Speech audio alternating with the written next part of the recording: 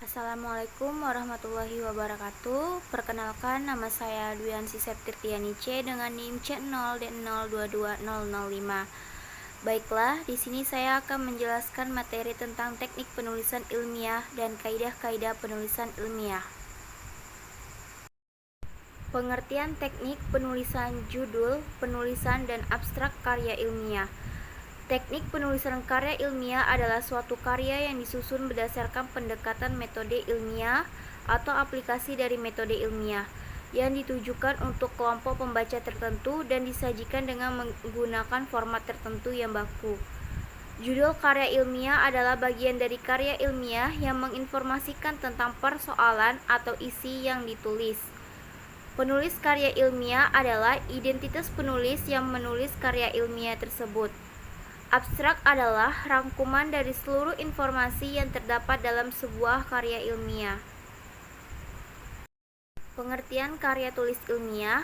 Karya ilmiah adalah laporan tertulis dan diterbitkan yang memaparkan hasil penelitian atau pengkajian yang telah dilakukan oleh seseorang atau sebuah tim dengan memenuhi kaidah dan etika keilmuan yang dikukuhkan dan ditaati oleh masyarakat keilmuan.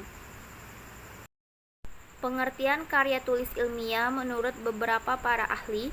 Yang pertama, menurut Dwi Loka, karya ilmiah adalah karya seseorang ilmuwan yang mengembangkan ilmu pengetahuan, teknologi, dan seni.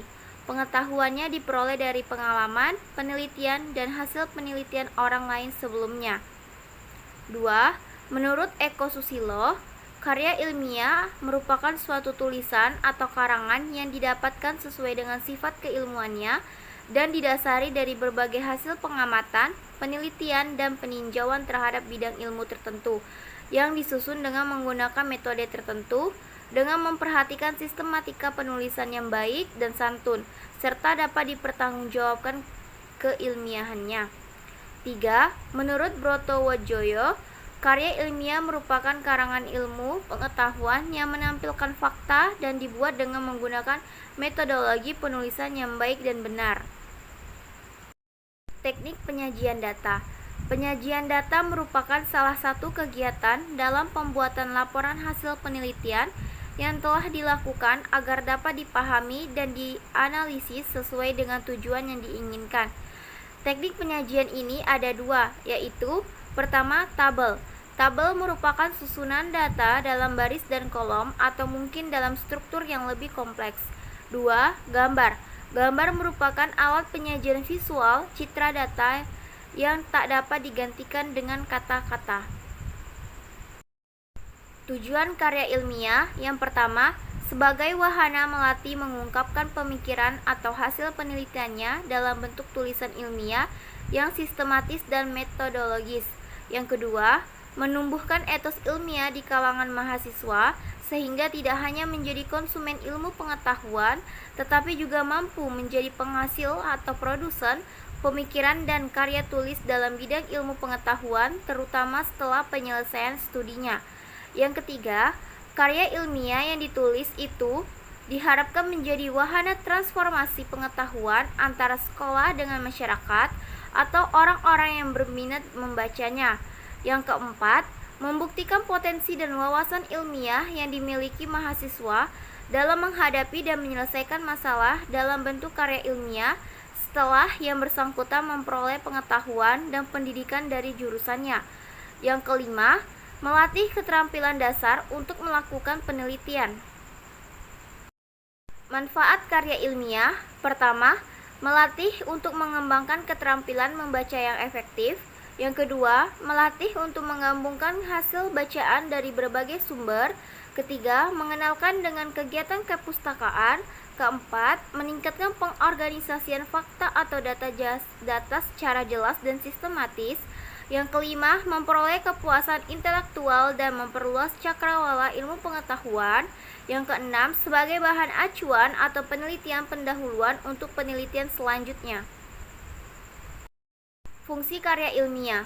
Karya ilmiah berfungsi sebagai sarana untuk mengembangkan ilmu pengetahuan, teknologi, dan seni. Menurut Dwi Loka dan Riana, jika dihubungkan dengan hakikat ilmu, karya ilmiah mempunyai 3 fungsi, yaitu Pertama, penjelasan atau explanation. Karya ilmiah dapat menjelaskan suatu hal yang sebelumnya tidak diketahui dan tidak pasti menjadi sebaliknya. Kedua, ramalan atau prediction. Karya ilmiah dapat membantu mengantisipasi kemungkinan-kemungkinan yang akan terjadi pada masa mendatang. Ketiga, kontrol. Karya ilmiah dapat berfungsi untuk mengontrol, mengawasi, dan atau mengoreksi benar tidaknya suatu pernyataan. Karakteristik karya ilmiah. Pertama, mengacu kepada teori. Karya ilmiah wajib memiliki teori yang dijadikan sebagai landasan berpikir atau kerangka berpikir acuan dalam pembahasan masalah. Kedua, berdasarkan fakta. Setiap informasi dalam kerangka ilmiah selalu apa adanya, sebenarnya, dan konkret. Ketiga, logis. Setiap keterangan dalam kerangka ilmiah selalu dapat ditelusuri, diselidiki, dan diusut alasan-alasannya, rasional, dan dapat diterima akal. Keempat, objektif. Dalam karya ilmiah, semua keterangan yang diungkapkan tidak pernah subjektif, senantiasa faktual dan apa adanya, serta tidak diintervensi oleh kepentingan, baik pribadi maupun golongan. Kelima, sistematis. Baik penulisan atau penyajian maupun pembahasan dalam karya ilmiah disajikan secara rutin, teratur, kronologis, sesuai dengan prosedur dan sistem yang berlaku dan tertib. Keenam, valid. Baik bentuk maupun isi karangan ilmiah sudah sah dan benar menurut aturan ilmiah yang berlaku. Ketujuh, jelas. Setelah informasi dalam karangan ilmiah diungkapkan sejernih-jernihnya, gelambang dan sejelas-jelasnya, sehingga tidak menimbulkan pertanyaan dan keraguan dalam benak pembaca. Kedelapan, saksama. Baik penyajian maupun pembahasan dalam karangan ilmiah dilakukan secara cermat, teliti, dan penuh kehati-hatian agar tidak mengandung kesalahan betapapun kecilnya.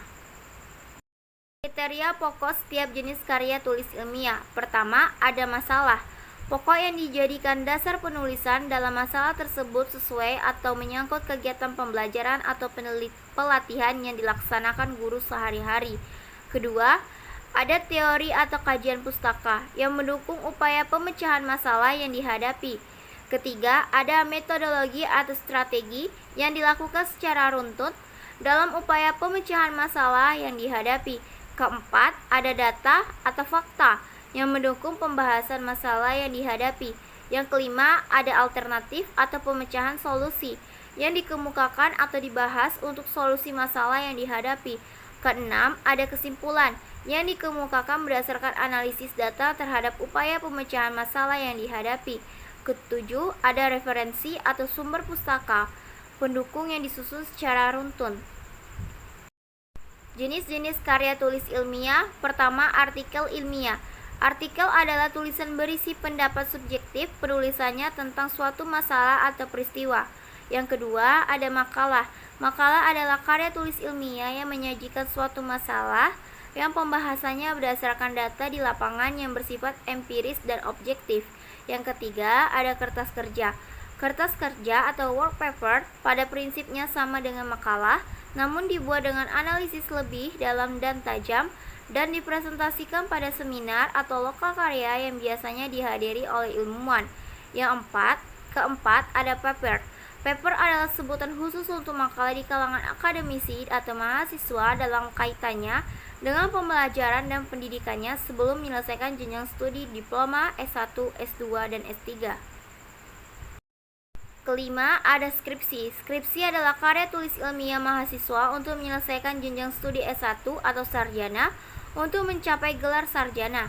Keenam, tesis. Tesis adalah karya tulis ilmiah mahasiswa untuk menyelesaikan jenjang studi S2 atau pasca sarjana yang sifatnya lebih mendalam dibandingkan dengan skripsi. Ketujuh, disertasi. Disertasi disebut juga PhD. Tesis adalah karya tulis ilmiah mahasiswa untuk menyelesaikan jenjang studi S3, meraih gelar doktor, yang mengemukakan suatu dalil yang dapat dibuktikan oleh penulis berdasarkan data dan fakta yang sah atau valid dengan analisis yang terinci. Kedelapan, artikel ilmiah populer.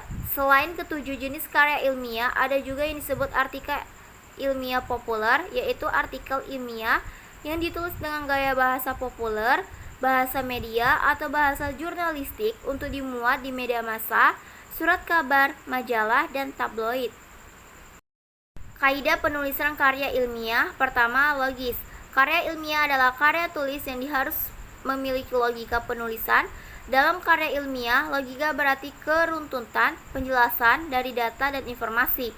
Kedua, objektif. Objektif di sini berarti data dan informasi sesuai dengan fakta yang sebenar-benarnya. Ketiga, sistematis.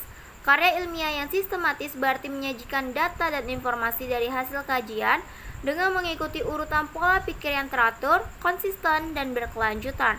Keempat, andal. Karya ilmiah yang andal berarti kebenaran yang dimiliki di dalamnya telah diuji dari segi data dan informasi. Kelima, desain. Penulis karya ilmiah lebih mengutamakan proses dan perencanaan. Keenam, akumulatif. Akumulatif berarti informasi yang disajikan merupakan hasil pengkajian dari berbagai sumber terpercaya. Langkah-langkah pembuatan karya tulis ilmiah. A. Tahap persiapan. 1. Pemilihan topik atau masalah untuk karya ilmiah. 2. Mengidentifikasi pembaca karya ilmiah. Ketiga, menentukan cakupan isi materi karya ilmiah. B. Pengumpulan informasi untuk penulisan karya ilmiah. 1. Memanfaatkan perpustakaan sebagai sumber data, informasi, dan bahan untuk tulisan. 2. Melakukan wawancara untuk mendapatkan informasi untuk tulisan. C. Tahap proses penulisan. 1. Tahap pra-penulisan. 2. Pemilihan topik. 3. Tahap penulisan draft. 4. Tahap revisi. 5. Tahap penyuntingan. 6. Tahap publikasi. D. Tahap evaluasi. Sistematika karya ilmiah. 1. Bagian pembuka. A. Kulit luar atau cover. B. Halaman persetujuan. C. Halaman pengesahan. D. Abstrak. E. Kata pengantar. F. Daftar isi. G. Daftar tabel, gambar, grafik, bagan atau skema, singkatan atau lambang jika ada. 2. Bagian inti karangan. A. Bab pendahuluan. 1. Latar belakang masalah. 2. Rumusan masalah. 3. Ruang lingkup. 4. Tujuan.